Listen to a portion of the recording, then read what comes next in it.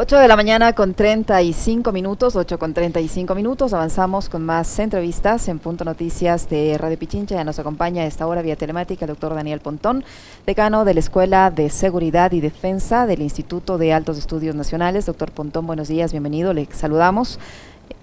Washington Yepes, quien le habla, Licenia Espinel, bienvenido, gracias por acompañarnos. La alcaldesa de Guayaquil, Cintia Viteri, ha hecho una propuesta de dar una isla para que allí se construya una cárcel, que el plan de seguridad que ya va a presentar el gobierno nacional con el asesoramiento de expertos israelíes establece que se deben sacar a las cárceles de las ciudades. ¿Hasta qué punto una idea o una propuesta de esta naturaleza puede ser válida, puede tener asidero y puede ayudar a enfrentar la inseguridad que se vive, por ejemplo, en la ciudad de Guayaquil y en el país? Es así de simple, con sacar las cárceles de las ciudades y trasladarlas a una isla, y así se resuelve todo el problema de la seguridad. Doctor Pontón, buenos días, bienvenido. Disculpe.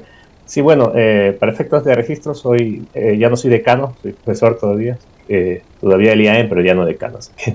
Creo que la propuesta emerge de un contexto político, ¿sí? Es cierto lo que dice el ministro del Interior.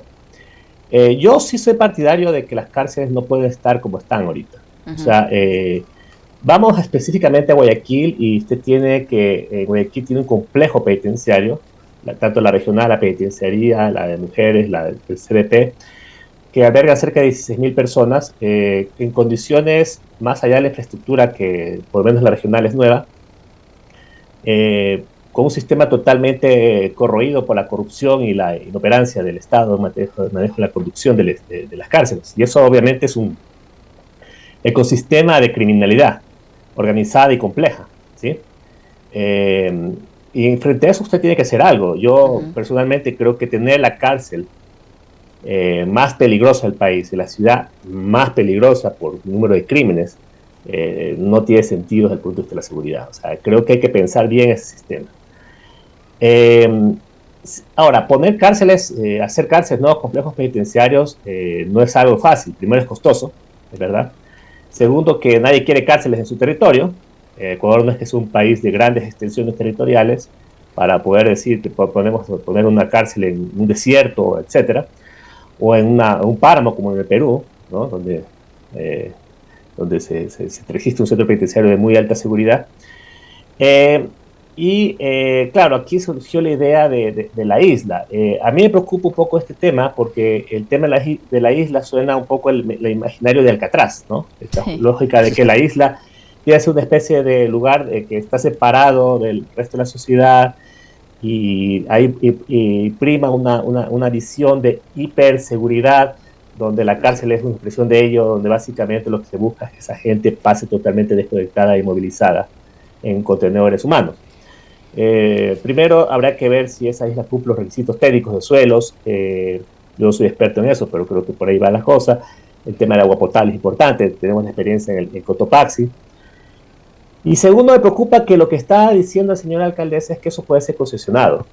Si bien es cierto, es una competencia municipal, los municipios pueden asumir la competencia del manejo de los sistemas carcelarios. Ella habla de una concesión de hasta de 98 años, 99 años, y eso, la pregunta es quién está dispuesto a hacer ese tipo de versiones, a cambio de qué. En temas de esta lógica de las privatizaciones de las cárceles, lo que se ha visto es que lo que hacen ellos es invertir en infraestructura y el Estado lo que hace es pagar por la gestión administrativa de esas cárceles más un fee, ¿no? Que obviamente en un 99 años hay una tasa de retorno bastante interesante. Pero el Estado en sí no ahorra nada. O sea, simplemente evita construir la infraestructura, evita los sobreprecios, pero efectivamente ahí se vuelve un sistema perverso en el sentido que entre más gente encarcelada para la empresa va a ser mejor. Entonces, eso me parece que habría que pensarlo. Yo, repito, sí estoy de acuerdo en que hay que pensar un nuevo modelo de penitenciario del país, no solo en Guayaquil, habría que pensarlo en general, porque estamos hablando de 30 y pico de cárceles, que muchas de ellas están en entornos urbanos donde hay una conexión muy fuerte con la dinámica externa social que genera justamente no solo el problema de mafias y crímenes, sino también extorsiones. Y yo lo que diría es una especie de reproductor sistemático de pobreza, porque las personas que viven en esto por lo general tienen que pagar y les cobran a las familias al final tienen que endeudarse, y es un drama social que no tiene para, y lastimosamente eso es bastante perverso, y eso hace que esa gente caiga presa fácil de lo que son las redes criminales, ¿no? En actividades ilícitas o negocios ilícitos. Daniel, le saluda Washington Yepes, ¿cómo está?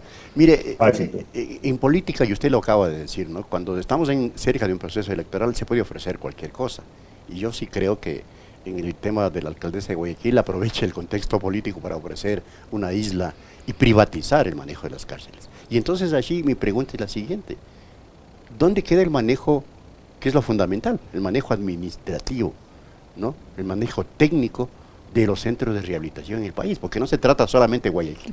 El problema es en todo el país. Las masacres se dieron en Cuenca, en Santo Domingo, se dieron en Cotopaxi y se dieron en el litoral. Entonces, si no hay un manejo técnico adecuado, evidentemente van a seguirse dando ese tipo de escenas violentas, cruentas, salvajes en los centros de rehabilitación. Cuando no se impide la infiltración, por ejemplo, del narcotráfico en la Policía Nacional o en los organismos encargados de custodiar las cárceles. Y por eso el Estado se ha visto superado. No puede cuidar las cárceles, no puede desarrollar, porque no hay un manejo técnico adecuado. Entonces hacia allá es lo que se debe apuntar, antes que la cuestión física, que también en un momento dado puede ser tan importante. ¿Cómo analizar entonces esto? Para poder ir dando salidas reales al tema de la seguridad en las cárceles, sí, en el país. Yo no voy a defender a Cinta Viteris, porque mi cuerpo no pienso igual para nada como ella, pero ella es una política y dice lo que tiene que decir, porque obviamente el lenguaje de construir una cárcel en una isla, estamos hablando de cárceles de máxima seguridad, con toda la mentalidad que tiene la lógica privatizadora y neoliberal respecto al tema de las cárceles, puede ser criticable.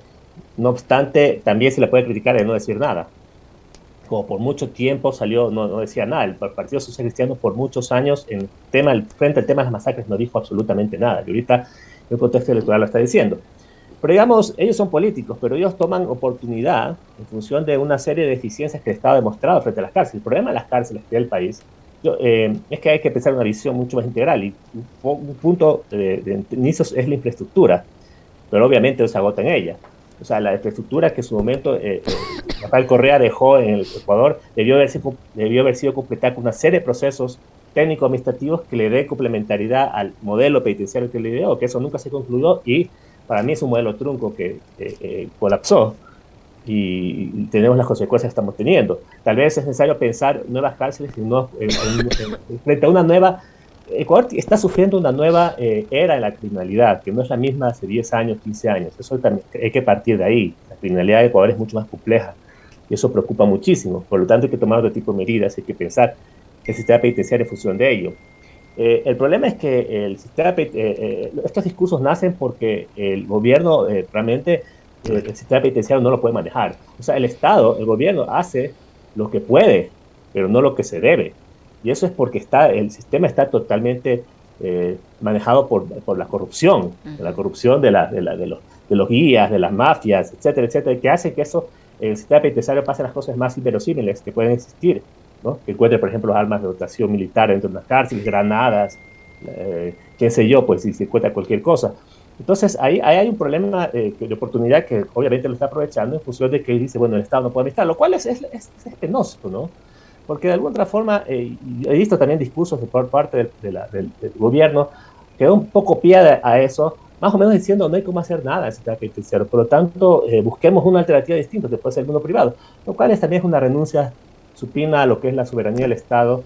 El Estado está diciendo que no pueden ejercer el control de una área fundamental en el sistema de seguridad pública, que es el sistema penitenciario, lo cual es bastante simbólico, ¿no?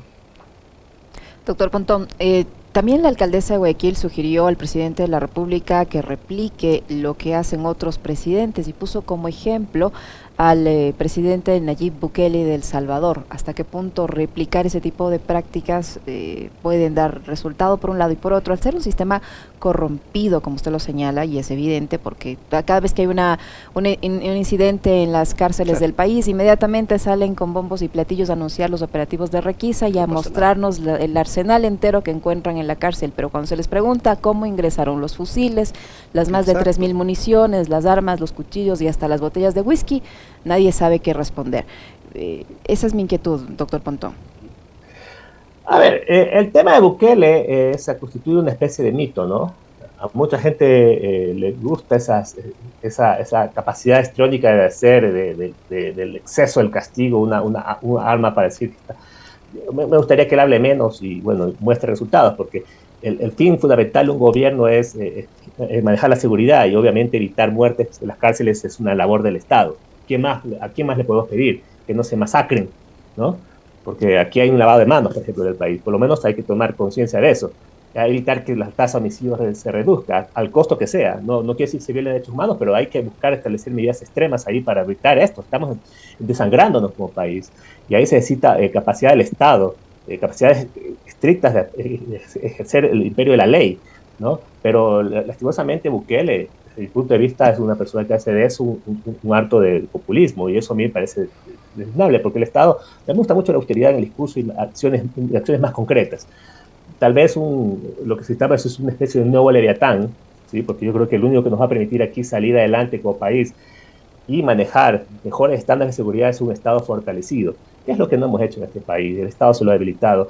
El crimen organizado en este país va hacia arriba, se hace mucho más fuerte, se hace mucho más poderoso, y las capacidades del Estado se han venido menoscabando. Entonces vamos en dirección contraria. Entonces lo que tenemos es una cosecha de malas decisiones que en su momento tomaron los gobiernos, que lastimosamente en justificación de este gobierno austero, de que la crisis, etcétera, estamos produciendo lo que estamos produciendo en este momento, ¿no? Ahora, pero el Estado, sin duda, Daniel, se ha visto rebasado, no logra controlar el tema de la violencia en las cárceles, porque inmediatamente que se supera una masacre, a los 2 días, 3 días, 2 semanas, un mes, nuevamente se produce otra. Recién acaba de producirse un nuevo conato de enfrentamiento. Y si el Estado se encuentra rebasado, no consigue dar respuestas a la crisis, evidentemente quiere decir que el Estado como tal está siendo tomado por las mafias. Y por eso es que Ecuador, y esta es mi pregunta, Ecuador por eso se encuentra invadido por narcotráfico. Ya no solamente es un centro de acopio, es un centro de distribución y de acopio, de distribución y de tránsito de la droga, quizá uno de los más grandes de Latinoamérica. Y entonces ahí nos vamos al tema central. El Estado no puede cumplir con su tarea. ¿Qué hacer entonces, Daniel? Una cosa, Washington, es la guerra contra las drogas, que hay que librarla porque así los mandatos internacionales lo exigen, el cual no puede salirse de ese mandato, y hay que hacer esfuerzos para mitigar este problema. Personalmente yo creo que el Ecuador tiene una penetración muy fuerte del narcotráfico hace varias décadas atrás, y se ha visto evidenciada más últimamente, por último, por productos de ciertas condiciones geopolíticas, sobre todo en Colombia. La pandemia ha contribuido, por ejemplo, que salga más con flujo de droga. Las incautaciones de droga vienen creciendo a nivel mundial, no solamente de Ecuador, ¿no? Y sí, Ecuador se ha venido afectado porque estamos en una zona geográfica distinta, más allá de los errores que se han generado al nivel endógeno respecto al control, etcétera. Pero el narcotráfico es algo que permea no solo al Ecuador, sino al mundo entero, ¿sí? Alguien decía, Estados Unidos, parece que la droga que pasa en Estados Unidos se evapora, y no es así. Ahí también hay narcotráfico, también hay crimen organizado. Pero eso no explica, yo soy muy crítico de eso, los niveles de violencia que estamos teniendo. O sea, no creamos que el narcotráfico, más violencia, eso es mentira. Eso es una gran mentira que nos están vendiendo, ¿no? ¿Por qué? Porque lastimosamente nosotros hemos hecho de la lógica de la muerte una especie de necro-racionalidad para decir, justificar muchas cosas que se están dando, ¿no? Yo, lo que me sorprende, la semana anterior tuve una reunión con subcomité de la prevención contra la tortura. Ellos van a venir aquí al Ecuador, me invitaron, agradezco la invitación, me toman en cuenta. Ya lo que les llamó muchísimo a ellos, que a mí también me viene llamando mucho la atención en los últimos años, es por qué Ecuador no puede parar sus masacres carcelarias. O sea, un Estado que no pueda ni siquiera decir a la gente, a las PPLs, que dejen de matarse, como una madre cuando se están pegando los hijos, no se para, ¿ya? Es un Estado que sistemáticamente se ha lavado las manos, y ha tirado el tema para adelante, y ha botado la responsabilidad a todos lados, sin hacerse cargo de lo que son sus posibilidades. Yo lo que creo que está pasando aquí es que en este país exige una altísima impunidad administrativa frente a este problema, ¿ya? Y el problema de las cárceles tomó cuerpo en las calles. Por lo tanto, el problema de la violencia no se lo está abordando como debe ser abordado, con los requisitos técnicos que se necesita ser abordado. Un problema tan grave como este tema. Y ahí hay que trabajar en varios frentes, no solo en el ámbito de generar operativos de reacción inmediata o los estados de excepción, etc. No, ahí hay que trabajar en muchos frentes que lastimosamente en un nivel tan debilitado como tiene el país frente, por ejemplo, accionar de influencia en la asamblea o capacidad de coordinar acciones con la justicia o en la lógica con los gobiernos locales, es donde empieza a haber un desbarajuste muy fuerte respecto al accionar del Estado. Pero repito, no es solamente problema de narcotráfico, es un problema de orientación de la política y qué el Estado está haciendo para enfrentar estos alarmantes y bochornosos niveles de violencia que estamos viviendo, que yo creo que ahí no está pie con bola el gobierno. Doctor Pontón, esta delegación internacional que usted dice que le invitó para conversar, ¿cuándo viene al país y que viene a, no sé exactamente, a observar lo que está pasando en el sistema penitenciario? Sí, viene a hacer una observación, porque a ellos les llama la atención, perdón, estoy tomando infidencia, no sé, ojalá no esté problemas, les llama la atención cuál es el problema de esta violencia, estas masacres, las masacres en Ecuador, por nivel de número y frecuencia, es una de las crisis más graves a nivel mundial, yo diría la peor. No es algo menor, es un caso bastante sui generis, que llama muchísimo la atención a la comunidad internacional. No es que Ecuador va a pasar desapercibido, no, Ecuador va a generar de aquí una serie de reflexiones para generar nuevos mecanismos de actuación, para los gobiernos, exigirle a los gobiernos que deban cumplir su rol, porque lastimosamente, y sí me sorprende aquí que en Ecuador el lavado de manos que hacen gobiernos frente al problema es bochornoso. Aquí prima una impunidad atroz, y nadie dice absolutamente nada.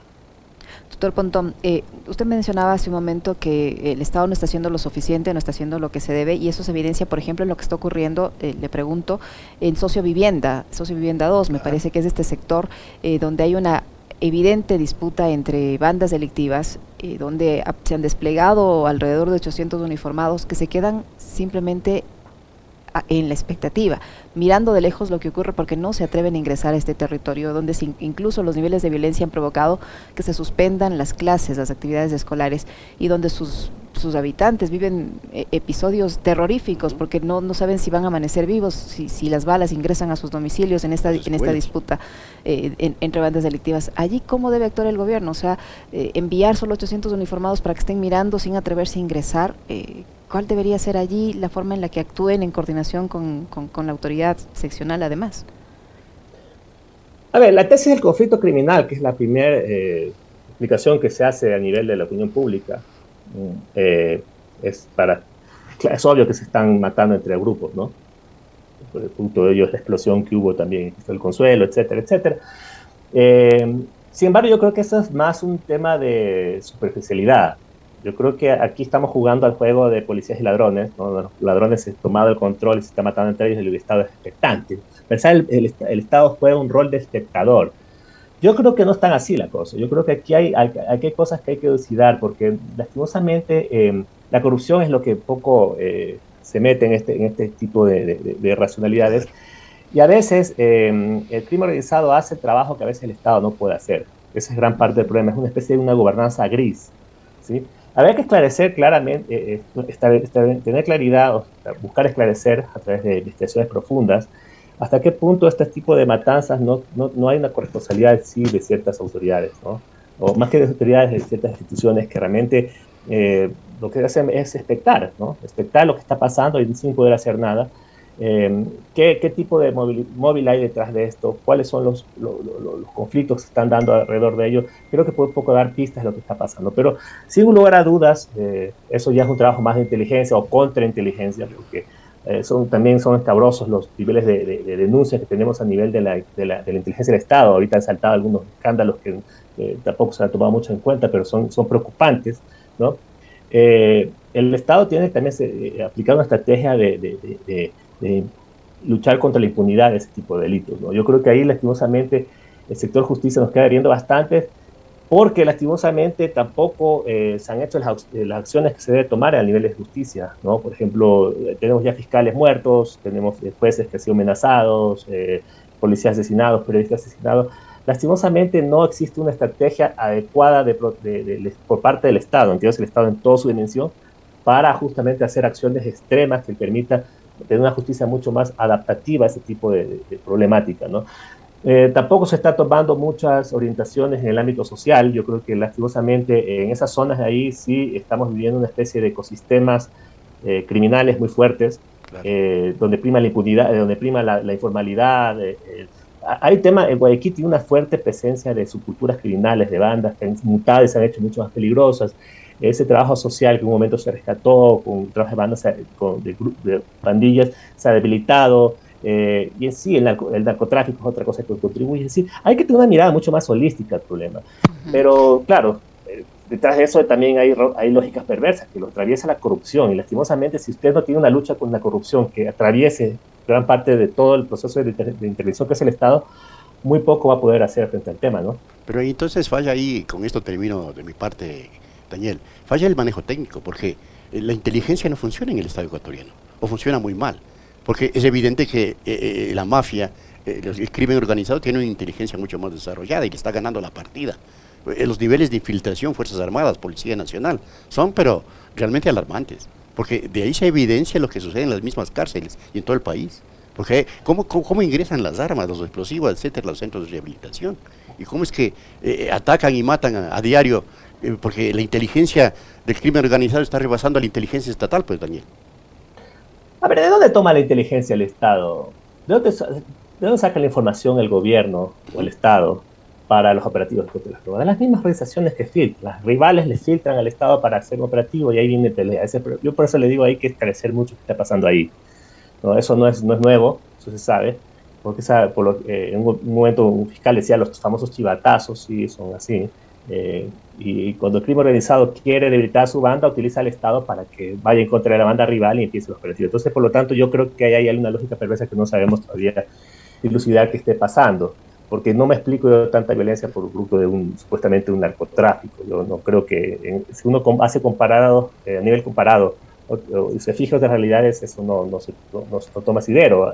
Hay una lucha contra las drogas, pero hay violencia, pero no a niveles como lo estamos teniendo ahorita, con ya presencia de narcoterrorismo y con muertes que son a diario ante la luz pública, ante la presencia de todo el mundo. O sea, ya hay un nivel que ya genera mucha preocupación.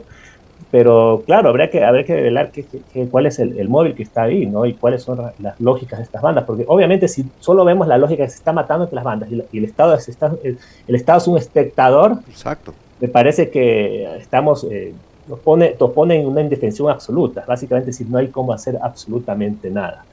Y yo no creo que eso sea necesariamente. Yo creo que la estrategia que el Estado ha adoptado para su lucha contra las drogas tiene que ser revisada profundamente, ¿no? Y ojo, que esa es una propuesta presidencial que nació en el primer día de posición del presidente, lo anunció como la gran lucha de campo de batalla o la gran estrategia de la batalla contra la criminalidad, diciéndoles que con la lucha antinarcóticos se va a arreglar toda la seguridad del país. Y un año y medio después las cosas están como están, ¿no? Bueno, muchísimas gracias, doctor. Siempre un gusto conversar con usted, muy amable por haber participado en esta entrevista. Hasta luego, gracias. Hasta pronto, Daniel. A usted, doctor. El doctor Daniel Pontón, profesor del Instituto de Altos Estudios Nacionales en materia de seguridad, que ha estado con nosotros, 8:59 minutos. Y no coincidí yo en algo, o sea, el Estado, dijo Daniel, hace lo que puede y no lo que debe. Yo creo que el Estado no hace lo que puede. Podría hacer muchas cosas más. No lo hace, está impávido observando. 8:59 ya.